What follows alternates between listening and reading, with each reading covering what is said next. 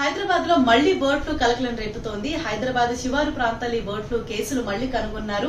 So ఏంటంటే హైదరాబాద్ లో చాలా చోట్ల చికెన్ అన్నది నల్గొండ జిల్లా నుంచి ఎక్కువగా సరఫరా అవుతాయంట. అయితే నల్గొండ జిల్లాలో కోళ్ల ఫారాల్లో ఆ కోళ్లకు బర్డ్ ఫ్లూ సోకినట్లు నిర్ధారించారు. అండ్ వేల సంఖ్యలో కోళ్లు అక్కడ చనిపోతున్నాయంట. దీనివల్ల ఆ ప్రాంతం మొత్తాన్ని అండ్ నల్గొండ జిల్లాలోని సమీపంలో ఉన్న కొన్ని ప్రాంతాలను కూడా రెడ్ జోన్ గా ప్రకటించారు. ఆ కోళ్లన్నింటిని కూడా పాతి పెట్టారు. అండ్ వాటి గుడ్లను కూడా ఎవరు తినొద్దని చెప్పేసి ఆదేశాలు ఇచ్చారు. ఆ గుడ్లను సైతం పూర్తిగా కూడా పగలగొట్టేశారు.